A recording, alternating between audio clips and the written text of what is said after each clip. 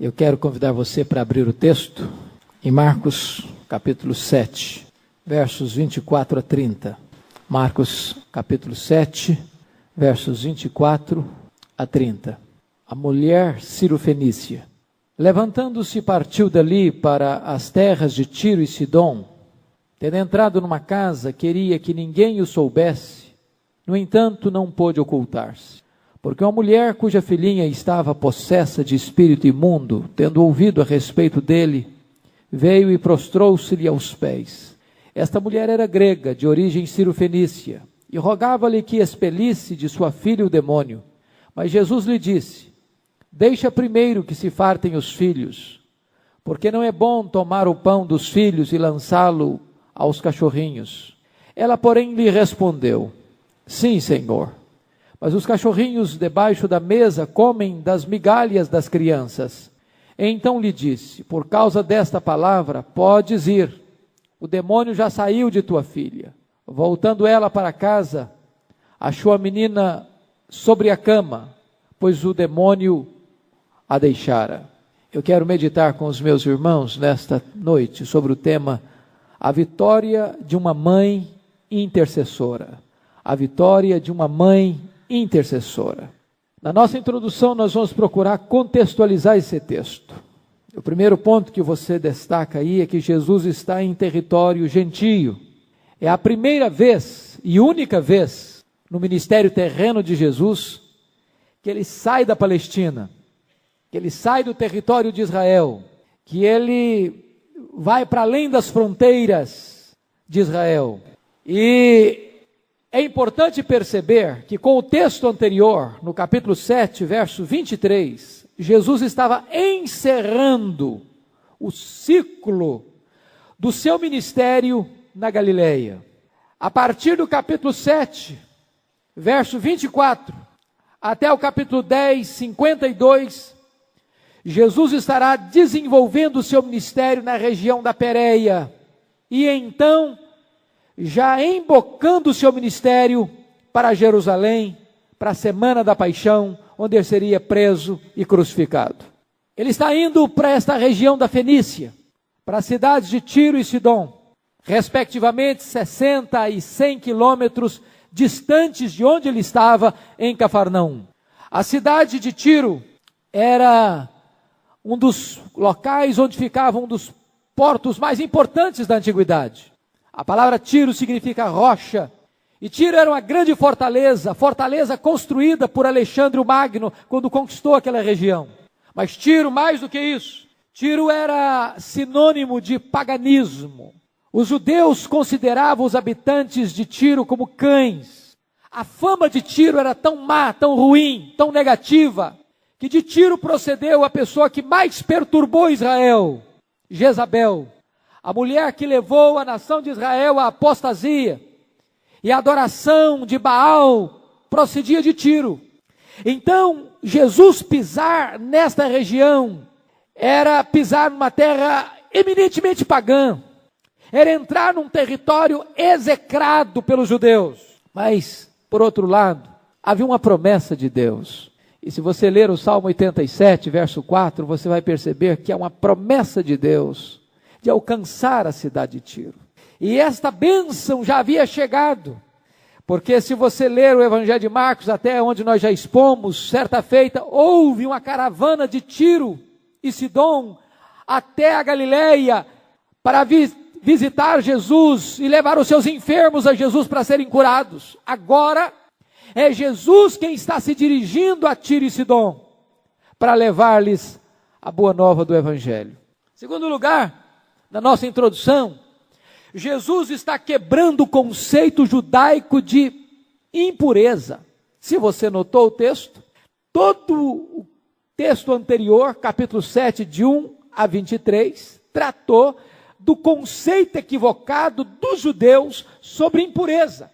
Os judeus tinham a ideia de comida pura, de comida impura. Se eles iam ao mercado, se eles iam à praça, se eles se encostassem num gentio, eles tinham que chegar em casa e passar por determinadas abluções, cerimônias de purificação, porque para eles tudo aquilo que não era judaico era impuro. E agora Jesus revela para eles tudo é puro para os puros, que todo alimento é puro. E Jesus agora quebra mais um tabu dos judeus, quando ele vai para um território gentio, quando ele vai para o pior dos territórios gentios, a cidade de Tiro, de onde procedia Jezabel, revelando com isso que, para Deus, as pessoas não são vistas como os judeus as viam. Elas são alvas, não do preconceito, mas do amor de Deus. E o Senhor Jesus então quebra este tabu, esta barreira da impureza racial, da impureza étnica. O que torna uma pessoa impura não é a sua raça. O que torna uma pessoa pura é o seu contato com o Senhor Jesus Cristo. E agora você vai perceber, o terceiro aspecto que Jesus vai mencionar aí, é que Jesus está lidando, não apenas está presente num território que os judeus consideravam impuro, mas Jesus está lidando agora com a mãe aflita, uma mãe desesperada. E você pode pensar, onde estão as mães aflitas? Onde estão as mães angustiadas? Eu penso que as mães aflitas estão por todos os lugares, estão em todos os países, estão em todas as cidades, estão em todos os pontos geográficos. As mães aflitas estão fora da igreja, estão dentro da igreja. As mães aflitas estão aqui dentro desse templo. Essa mãe, embora gentia, revela uma grande fé, ao ponto de ser elogiada por Jesus. Texto de Mateus, Jesus diz: mulher, grande é a tua fé. E você percebe, então, que a fé não é consequência de você nascer numa determinada família, ou de você pertencer a um determinado povo, ou de ter uma determinada nacionalidade, de cumprir determinados ritos, de participar de determinadas cerimônias, mas a fé é resultado direto de uma dádiva da graça de Deus. Spurgeon, grande pregador batista do século XIX, chegou a dizer: uma pequena fé levará a sua alma ao céu, mas uma grande fé trará o céu à sua alma. Jesus elogia aquela mulher pela sua fé, e por isso eu chamo a sua atenção para nós tirarmos desse texto algumas lições oportunas e pertinentes para a nossa vida nesta noite. Em primeiro lugar, uma mãe intercessora tem discernimento sobre o que está acontecendo com os seus filhos. Uma mãe intercessora tem discernimento do que está acontecendo com seus filhos. Uma mãe intercessora é uma pessoa com os olhos abertos, é uma pessoa que tem percepção espiritual, é uma pessoa que não está como um avestruz, enfiando a cabeça na areia e fazendo de conta que o problema não existe. É uma pessoa que está ligada, plugada, antenada com o que está acontecendo à sua volta. Então note, em primeiro lugar, ela discerne o problema que atinge a sua filha. Olha por favor o verso 25 do texto lido. Porque uma mulher cuja filhinha estava possessa de espírito imundo, ela sabia que a aflição da sua filha, que a escravidão da sua filha, que o tormento que a sua filha estava vivendo, procedia do maligno. Não era uma questão cultural, não era apenas uma situação social, econômica, não era apenas uma questão conjuntural. Ela entendia que o problema que atingia sua filha era supra-humano, era um problema espiritual. E esta mãe discerne, e esta mãe não apenas discerne, mas ela busca solução para trazer libertação para sua filha. Eu preguei recentemente aqui na igreja sobre as mães e fiz alusão ao célebre sermão de Peter Marshall, pastor presbiteriano, capelão do Senado americano, quando ele aludiu às mães, chamando-as de guarda das fontes. Talvez ninguém exerça mais influência sobre um ser humano do que uma mãe piedosa, do que uma mãe intercessora. Sempre haverá esperança para a família onde há uma mãe intercessora. Sempre haverá esperança para os filhos onde há uma mãe de joelhos, clamando a Deus. As mães precisam perceber onde está a causa maior do problema que atinge os filhos na nossa geração também. Eu já contei esse fato aqui, mas eu quero contar para ilustrar bem isso. O que é que eu estou querendo pontuar? Aquela história dos 2 homens pescadores que estavam no rio pescando, e de repente um deles, alarmado, viu que uma criança afogava-se rodando o rio abaixo. E ambos largaram as redes e prontamente foram socorrer a criança. Enquanto socorriam aquela criança que estava se afogando, viram que outra criança descia rio abaixo também afogando-se. E eles prontamente socorreram a segunda criança.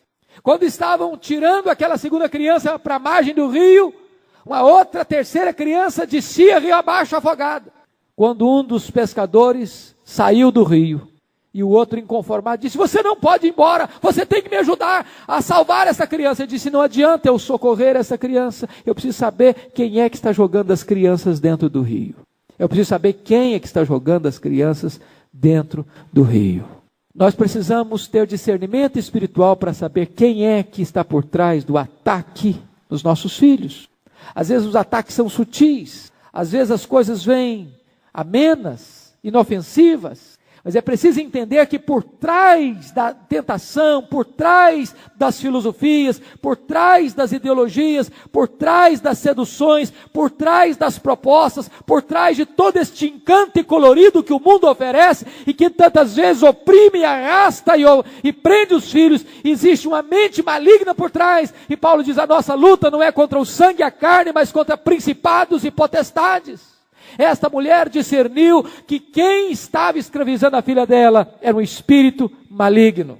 Ela discerne isso. Segunda coisa que ela discerne a solução do problema que está atingindo a sua filha. Olha o verso 26. Esta mulher era grega e de origem cirofenícia, e rogava a Jesus que expelisse de sua filha o demônio. O que essa mulher entende? Essa mulher entende que o problema da filha dela não era apenas um problema conjuntural, estrutural, social, econômico.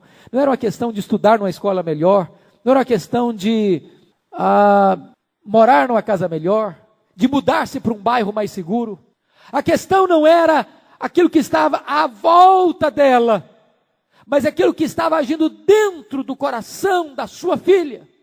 E ela entendeu que ninguém, a não ser o Senhor Jesus, podia socorrer a sua filha. Esse é um discernimento que os pais precisam ter. Irmãos amados, os nossos filhos não precisam apenas de segurança, de ter boas roupas, de estudar em boas escolas. Os nossos filhos não precisam apenas de ter um teto para morar, de ter comida na mesa. Os nossos filhos precisam daquilo que dinheiro não compra, que o governo não pode oferecer, que as instituições não podem oferecer, que só o Senhor Jesus pode oferecer. Por isso esta mulher, diz a Escritura, vai e clama. Se você notar o texto de Mateus, ela diz: filho de Davi, tem compaixão de mim.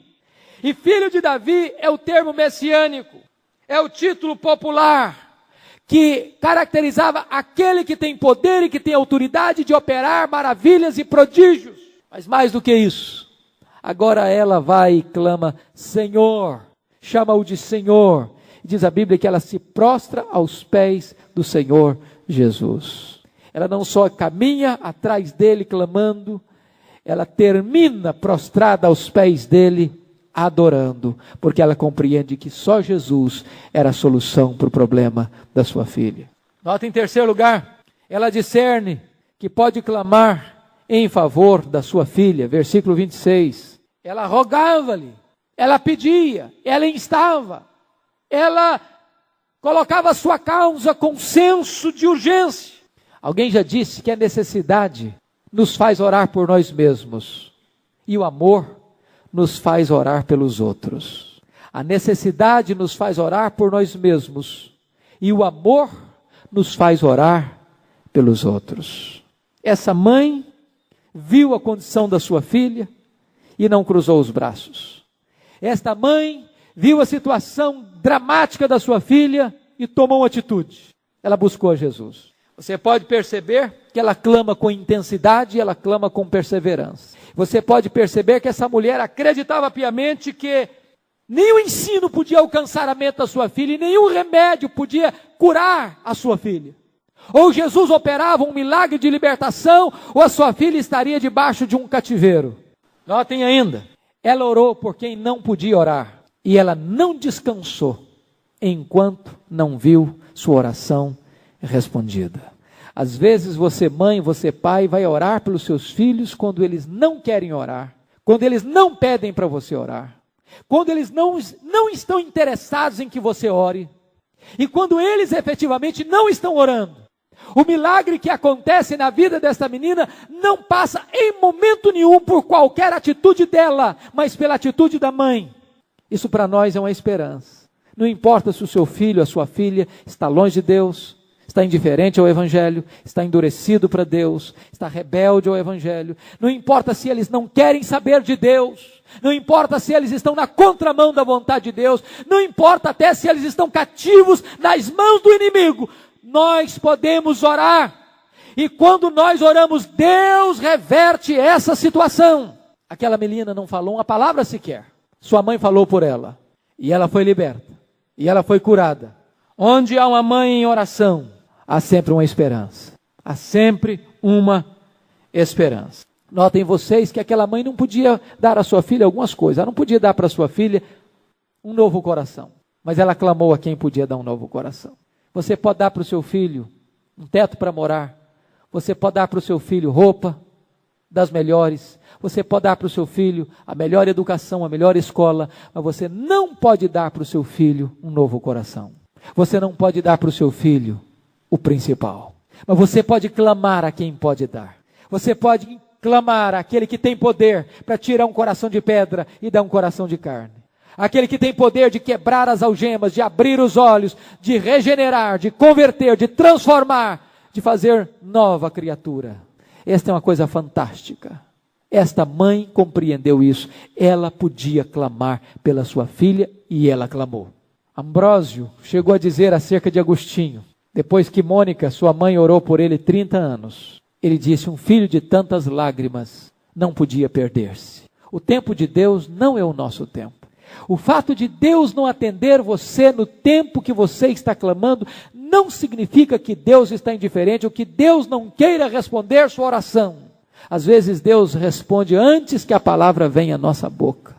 Às vezes Deus demora 30 anos para responder uma oração. Eu não sei qual vai ser o tempo de Deus, mas Deus me ensina e ensina a você que nós devemos orar sempre, sem jamais esmorecer, sem jamais desistir, sem jamais abrir mão da vitória.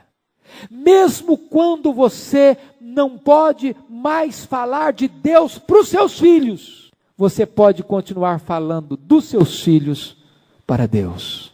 E quando você fala dos seus filhos para Deus, o próprio Deus é poderoso para abrir o coração dos seus filhos e operar neles o seu propósito glorioso. Quantas vezes aqueles filhos que foram motivo de tanta dor, de tanta lágrima, de tanta preocupação, de tanto temor da família, Deus apanhou e fez um vaso de honra para o louvor da sua glória. Foi isso que essa mulher creu, foi isso que ela fez, desta maneira ela orou. Vamos ver em segundo lugar, uma mãe intercessora transforma a necessidade em adoração. Olha o verso 25, porque uma mulher cuja filhinha estava possessa de espírito imundo, tendo ouvido a respeito dele, veio e prostrou-se-lhe aos pés. Notem vocês, queridos irmãos, que esta mulher clama por misericórdia. Versículo 26, ela clama ao Senhor, ela roga ao Senhor. E lá em Mateus diz que ela diz, tem compaixão de mim.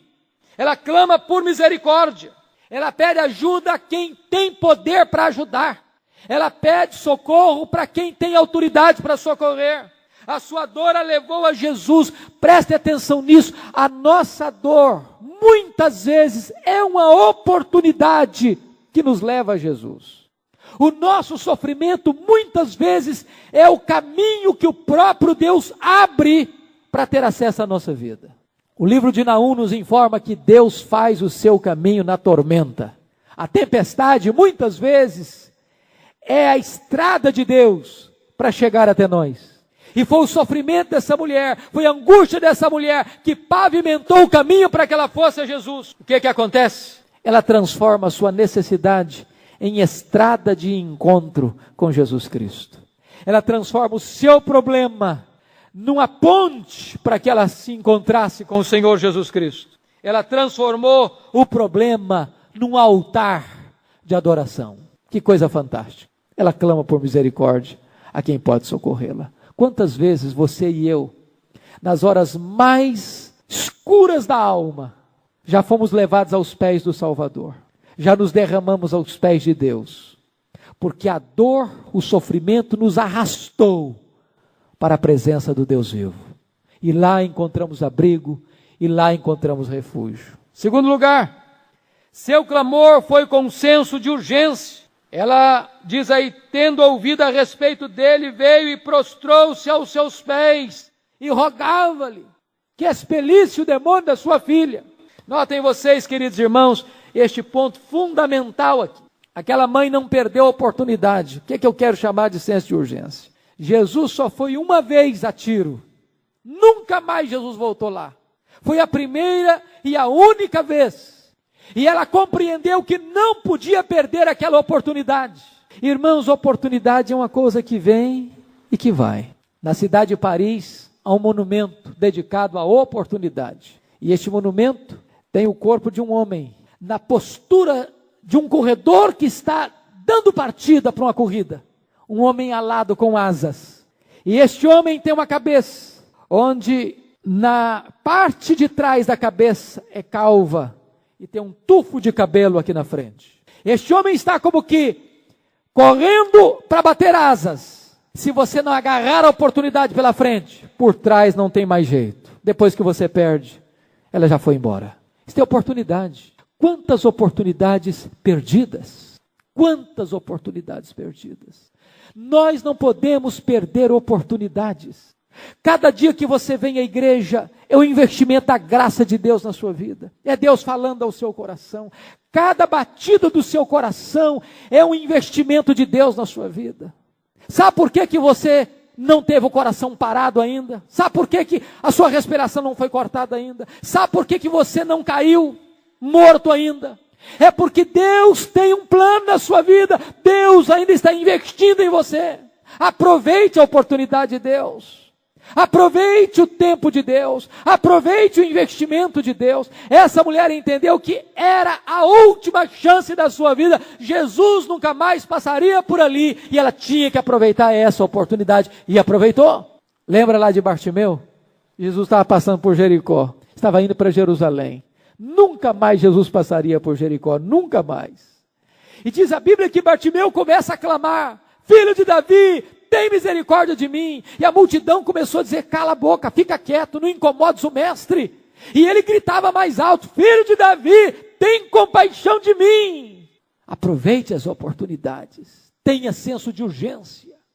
Não adie, não protele a solução deste problema que você tanto quer ver resolvido. Voltando para o caso da mãe e do pai, eu não sei quantos de vocês aqui estão clamando a Deus por um filho, por uma filha, por um neto, por uma neta. Mas tenham um senso de urgência. Tenham um senso de urgência. Clamem com esta urgência desta mãe: Filho de Davi, tem compaixão de mim. Senhor, socorre-me. Agora notem vocês, em terceiro lugar, que o seu clamor, o clamor dessa mulher é um clamor cheio de empatia. Mateus 15, 22, essa mulher está dizendo assim: Senhor, socorre-me. Mas quem estava com problema? A mãe ou a filha? Era a filha. Mas preste atenção nisso. Quando o seu filho, quando a sua filha, quando o seu neto, quando a sua neta, quando alguém da sua casa está passando por um problema, não é o outro, é você. Por isso o clamor dela não foi: Senhor, socorre a minha filha. Senhor, tem compaixão da minha filha. Não foi esse o clamor dela. O clamor dela foi: Senhor, tem compaixão de mim. Filho de Davi, socorre-me. Que quando toca no seu filho, dói mais em você do que nele. Quando toca na sua filha, dói mais em você do que nela. Quando alguma coisa está ligada aos seus filhos, dói mais em você do que nos seus próprios filhos. Quando você socorre um filho, você socorre o pai, você socorre a mãe. E a dor da filha era a dor da mãe. Socorrer a filha era socorrer a mãe. ela tinha empatia, ela tinha amor, ela tinha urgência. Terceiro lugar, uma mãe intercessora está disposta a enfrentar qualquer obstáculo para ver a sua filha liberta, para ver os seus filhos tocados pela mão libertadora de Deus. Esta mulher enfrentou alguns obstáculos, como a história do Jacó, naquela luta dramática, que não foi nem ele que iniciou, foi o anjo do Senhor, foi o próprio Senhor que iniciou com ele, foi o Senhor que lutou com ele no Val de Jaboque. E diz a Bíblia que aquela luta dura praticamente toda a noite, quase toda a noite. E é o profeta Oséias que vai nos dizer que lá pelas tantas da madrugada, o Jacó começa a chorar. As lutas mais renhidas que nós travamos, meus irmãos queridos, são as lutas espirituais. E sabe qual era a dificuldade de Jacó? A luta de Jacó possivelmente era de não querer mudar de vida. Jacó era um espelho do seu nome, enganador. Não é fácil mudar hábitos quando eles estão arraigados.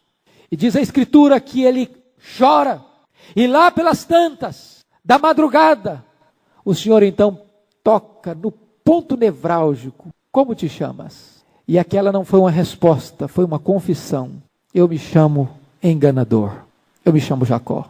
Foi no momento em que ele reconhece o seu erro, o seu pecado, foi nesse momento que a mudança aconteceu na vida dele. Então Deus transforma a vida dele. Você não vai chamar mais enganador, você vai chamar príncipe de Deus, você vai chamar Israel. E ele disse: eu vi o Senhor face a face, a minha alma foi salva. Esta mãe estava disposta a enfrentar qualquer obstáculo. Vamos ver que obstáculo essa mãe enfrentou. Em primeiro lugar, ela enfrentou o obstáculo da sua nacionalidade. Ela era gentia, ela era grega, ela era sírio-fenícia. Para os judeus, ela era alguém execrável, impura, indigna. Ela era da mesma cidade de Jezabel. A nacionalidade dela estava contra ela.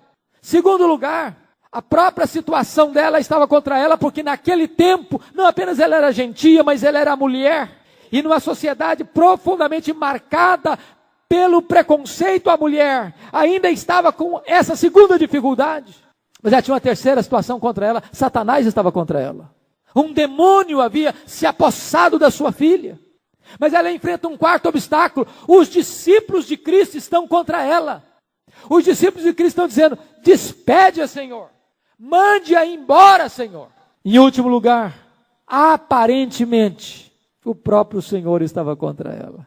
Não é bom tomar o pão dos filhos e lançá-los aos cachorrinhos. Esta mulher tinha todos os motivos do mundo para dizer o seguinte: não adianta, não adianta. Eu já tentei tudo. Mas alguém que está determinada a não abrir mão da vitória, a não abrir mão de que a sua filha fosse liberta daquela opressão, daquele cativeiro. Ela perseverou. Mais detidamente nós vamos ver o que está acontecendo aqui. Em primeiro lugar, os discípulos, o obstáculo do desprezo dos discípulos de Jesus. Você vai encontrar isso em Mateus 15, 23. Os discípulos não estão pedindo em favor dela, os discípulos estão pedindo contra ela. Se a gente pudesse falar em oração, os discípulos estão orando contra, né? Você já viu alguém orar contra? Pois é, os discípulos estavam orando contra ela. Em vez de: Senhor, atende a mulher, Senhor, socorre essa mulher, Senhor, essa mulher está precisando de ajuda, Senhor, despede essa mulher, está sendo um estorvo. Porque você vai perceber que a intenção aqui no Evangelho de Marcos, novamente, era o descanso. Jesus queria sair para dar uma descansada. Ele não queria nem que as pessoas soubessem que ele estava por lá. Os discípulos queriam mais era férias, tomar água de coco e ir para a praia. Era um estorvo para eles. Eles estão orando contra. Eles estão tomados por irritação e não por compaixão. E esta mulher podia pensar o seguinte: bom, já que os teus discípulos estão me tratando desse jeito, então eu não vou pedir também não, eu vou embora, deixa minha filha ficar do jeito que está. Quanta gente faz isso, irmãos? Porque alguém não deu um abraço na porta da igreja, porque alguém não deu um aperto de mão, ou porque alguém virou o rosto, já desanima, já entristece. Eu preguei domingo passado que a gente deve dar um abraço, deve sorrir, deve acolher bem, e se a gente não acolhe bem, a gente está pecando mesmo. Mas se alguém te tratar mal, querido irmão, não vira as costas não, entre em nome de Jesus, porque é a sua bênção, é a bênção de Deus, é a bênção espiritual que você está buscando, é a bênção para sua casa, para sua família, que você estava reivindicando. Aquela mulher não permitiu que a má recepção dos discípulos e impedisse que ela tivesse uma grande bênção para sua família. Mas o segundo obstáculo que ela encontra é o obstáculo do silêncio de Jesus. Mateus 15, 23 diz que Jesus guardou silêncio. Ela está vindo, clamando, gritando: Filho de Davi, tem misericórdia de mim. Filho de Davi, compadece de mim. Senhor, tem misericórdia de mim, socorre-me. Diz a Bíblia que Jesus está calado. É um negócio desagradável, não é? Você está chamando por alguém e alguém está calado, silencioso, fala nada. O que você sente quando você se dirige a alguém e esse alguém não responde? Indiferença, desprezo, descaso. Você não tem valor, você não é ninguém. Mas certamente não foi essa a intenção de Jesus. O silêncio de Jesus sempre é pedagógico, sempre. Nunca faltou ao Senhor Jesus compaixão, bondade, benignidade com as pessoas. Mas às vezes Deus fica em silêncio. Quantas vezes? Quantas vezes você já orou e orou e orou e orou e só escutou o silêncio de Deus? Quantas vezes você já não conseguiu ver um sinal sequer da resposta de Deus às suas orações? E às vezes não em causas pequenas. Pense em você numa causa tão grave, tão séria, tão profunda como a causa de Jó. E aquele homem orar, e aquele homem clamar, e aquele homem levantar sua queixa 34 vezes e perguntar 16 vezes: por que, meu Deus? Por que eu estou sofrendo? Por que a minha dor não cessa? Por que o Senhor levou os meus filhos? Por que o Senhor não me mata? E só escutar o silêncio de Deus. O livro termina e Deus não respondeu às questões de Jó. Ele não ficou sabendo. Silêncio. Jesus guardou silêncio. É óbvio, querido irmão, que é muito mais fácil você crer quando os milagres estão acontecendo. É muito mais fácil você continuar crendo quando os sinais do poder de Deus estão florescendo no nosso meio. Mas esta mulher não desistiu, nem diante da má recepção dos discípulos, nem diante do silêncio de Jesus. Terceiro obstáculo que ela enfrenta, a barreira da resposta de Jesus. Olha como é que Jesus respondeu para ela, versículo 27 e 28. Mas Jesus lhe disse: deixa primeiro que se fartem os filhos, porque não é bom tomar o pão dos filhos e lançá-los aos cachorrinhos. Ela, porém, lhe respondeu: sim, Senhor, mas os cachorrinhos debaixo da mesa comem das migalhas das crianças. Os judeus consideravam os gentios cães, e não é o termo que está aqui no grego. O termo aqui é animalzinho de estimação. É aquele animalzinho doméstico. O que Jesus está dizendo é que o evangelho veio primeiro para os judeus. Mas essa mulher humildemente: Senhor, eu me contento com as migalhas. Eu não estou nem querendo a refeição principal. Só uma migalha me basta. Só uma migalha me basta. E notem vocês que o Spurgeon diz isso com muita clareza, seguinte, que a resposta de Jesus está abrindo a porta da graça para os gentios. Deixa primeiro. Jesus não está fechando a porta. Deixa primeiro. O evangelho veio para os judeus. O Senhor veio para os seus, e os seus não o receberam. Mas a todos quantos o receberam, deu-lhes o poder de serem feitos filhos de Deus. O evangelho é o poder de Deus para a salvação de todo o que crê. Primeiro do judeu, e depois do grego, ou seja, de todos os gentios. Mas o que é maravilhoso é que esta mulher, que poderia estar desencorajada, ela entendeu que uma migalha da graça era suficiente. Calvino disse que, certamente, em nenhuma ocasião o Senhor concedeu sua graça para os judeus de uma maneira que não sobrasse uma prova dela para os gentios. Essa mulher não fica magoada, essa mulher não fica triste, essa mulher não fica aborrecida, essa mulher não fica dolorida por dentro. Esta mulher, diz a Bíblia, se prostra e adora. Mas por que Jesus fez isso? Por que Jesus usou essa metodologia? Para despertar no coração daquela mulher uma fé robusta.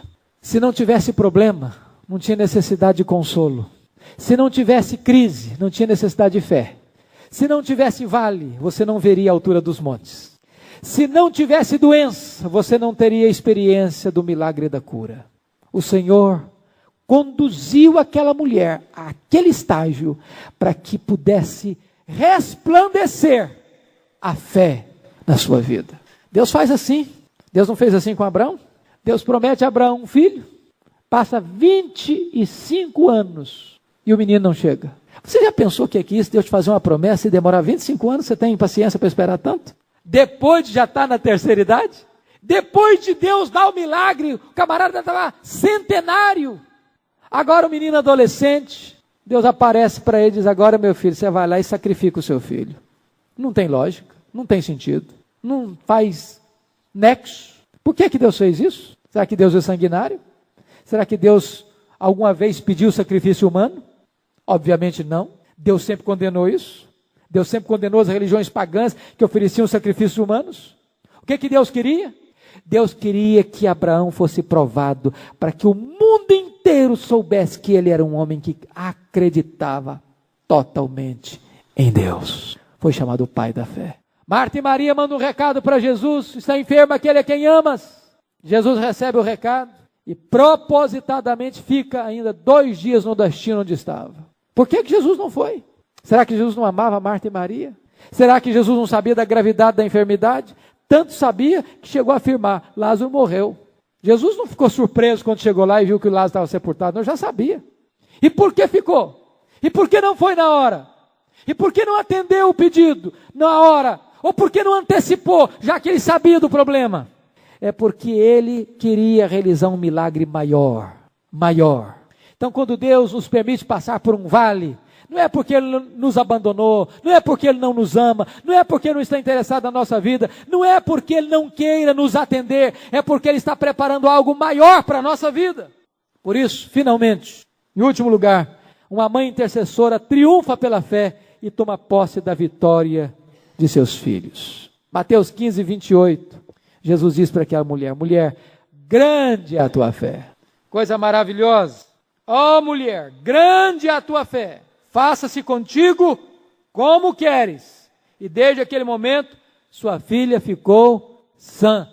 Ela não apenas teve o seu pedido atendido, ela teve a sua fé enaltecida. Quantas pessoas já foram encorajadas por causa da experiência dessa mulher?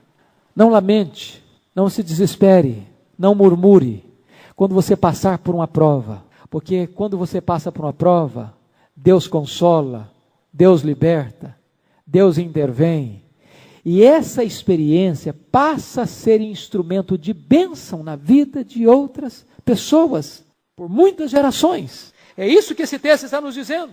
Em outros termos também, esse texto está nos dizendo, mãe, pai, não desista jamais de seus filhos, não desista. Talvez até hoje você tenha visto coisas tristes. Talvez até hoje seu filho, a sua filha, ou seu neto, a sua neta, tenha levado você às lágrimas. Talvez até hoje você tenha perdido o sono, mas não desista em nome de Jesus.